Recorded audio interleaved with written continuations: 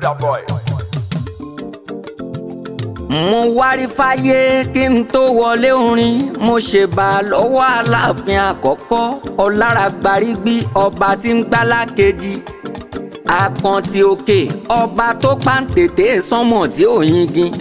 Ọba ọlọ́lá yẹbẹyẹbẹ mọ́lá wuniwuni ọba fìgbà gbogbo wora ẹ̀ ṣera ẹ̀ lẹ́wàá mi ní jọ̀jọ̀.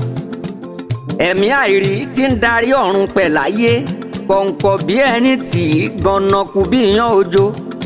Ọba tó wọnú iná tíná òjò tó tún wọnú odò tí ó fara komi. Ó fàṣẹ fẹ̀bìtì mẹ́kù ní ṣìkún.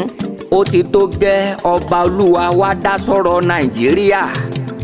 Ayami Ṣ'atunṣe táníjọba orílẹ̀-èdè iná tákéwì òní lè bá yín sòdodo. Bá a bá fẹ́ bá gbé lọ́wọ́ ẹ̀ ṣe bí gbálà ránṣẹ́ sí. Àpòrò ló lè wọlé tejò láì farapa ọ̀rọ̀ gbénú ojúra bí àwòdì. Ẹ̀ka àràbà òdèdè ya dínà àbà. Ẹ̀fúùfù lẹ̀lẹ̀ ló tọ́gi oko ní sùúrù ńlọrọ̀ bá yíwọ́. Ọ̀wọ́n gógó epo tòun ti rògbòdìyàn tó ń bẹ nílẹ̀ yìí lọ́wọ́lọ́wọ́ ló fa sábàbí tágogo fi wá fọhùn lókè lálá. Mo ti ṣèdú ọ̀rọ̀ tẹ́lẹ̀ rí ó ṣe tán kó máa wá ya. Ọláyọrí Àlàó mo ṣẹ̀ṣẹ̀ ń dánu bọ̀ bí ẹ̀rọ atani. Ọ̀rọ̀ lọmọ elétí ń jẹ fúngbáfúngbè ń bẹ níkùn èmi Àlàó tí mo fẹ́ tẹnu yà bí ìgbọ̀nsẹ̀. Ṣé ẹ rántí ohun tí mo sọ ní ó kù dẹ̀dẹ̀ ké tó dìbò jọ sí ó wáyé? Ọ̀pọ̀lọpọ̀ ọmọ Yorùbá ló dìde ogun. Bí wọ́n ti ń unfollow mi lórí ayélujára ni wọ́n ń kọ kọ́mẹ̀ǹtì àṣà. Ọ̀pọ̀ á pè mí lọ́mọ àlè Yorùbá lórí pé mo ní ká fèrò sẹ́ni tá a fẹ́ yàn láṣíwájú ká fojú inú wọ ọmọ oyè ká tó gbé wọn sórí àga. Ṣùgbọ́n ẹjọ́ ọmọdé dá ǹjẹ́ kò wá kẹ́ni tí ó bá rò ó. Ọ̀rọ̀ ti wá ń dirú kílè yìí ajá wọlé ẹkùn òkà ti lọ ojú gbogbo wa ti wá dojú ẹni arọ̀ lóyè. Èmi ò pé èèyàn kan bẹ tó jẹ́ mẹ̀sáyà nínú olóṣèlú. Ọmọ ìyá lẹ́lẹ́dẹ̀ òun màdò, ọmọ ìyá lajá òun òdo. Bird of the same feather flying together, ìkan náà ní gbogbo wọn. Ọ̀rọ̀ ẹlẹ́yàmẹ̀yà òun tún wá ń ṣọṣẹ́ tá ò lè fẹnu sọ. Ẹ jẹ́ ká gbé ti ẹlẹ́yàmẹ̀yà tì. Tá a bá fẹ́ dìbò nílẹ̀ yìí, àgbà tí ó wọ̀nà ọ̀run yànyàn bí ẹni tí ò ní kú ló tún yẹ ká máa yàn sórí ìjọba.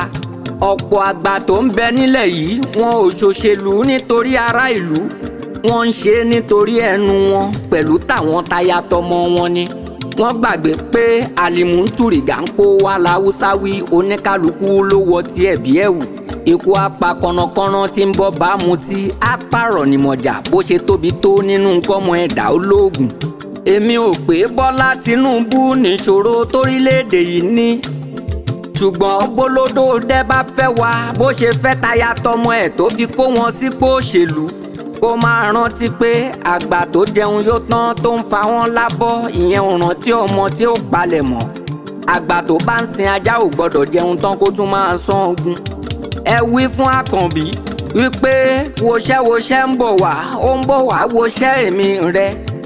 Bí Tinubu ò bá lẹ́nu lórí epo tí ajá Dangote ò tún torí ará ìlú ṣọdẹ lórí ọ̀rọ̀ epo. Tẹ́ni tá a fẹ́ fojú jọ tún wá ń jọyàn lójú. Tẹ́ni tá a ní kó gbà wá tún ń pètè àti gbá wa. Tí NNPC tún wá ń lé peace kúrò láàrin ìlú. Ẹ wí fún Tinubu pé tó bá ń bẹ̀rù wípé kó má pa òun kó kúkú pèsè iná fún wa ṣèbí àwa la fún Ghana níná. Kó gba pàṣán lọ́wọ́ àwọn àgbà ìkà tí wọ́n ń ṣayọ̀ nínú ọ̀wọ́n gógó epo. Ohun tá síwájú lè ṣe ni àfi tó bá ṣe pé orin bámúbámú ni mo yó. Orin àti gòkè tán káfárá ó tó já. Àfi tó bá gbinlẹ̀ nínú ìjọba wọn. Àdẹ̀tún fàpá pín àjọpín tó tún lè ṣèdíwọ́ ọ̀rọ̀. Ọ̀rọ̀ ò ní dùn ní ká gbé ahọ́n mi. Mo sọ yìí mo dúró ẹ má sọ pé mo dájọ́ mi ò dáràn orin. Èmi Ọláyọrí Àlàó tí bàbá rẹ̀ ń jọ́lálé kan. Èmi lágogo àṣànú ayé agogo ìgbàlànú ńjọ. Ọba nímòdé ni mí ọmọjà lọ́gùn ọmọ korowa. Ọ̀kan nínú ọmọ ẹgbẹ́ ọ̀jọ̀gbọ́n akéwì ìpínlẹ̀ Ògùn tó káàkiri àgbáyé. Ọ̀pẹ nìyí ẹ má sọ̀pọ̀lú akirikọ́gbọ́n tó ti wá sọ tiẹ̀ ò dàbọ̀.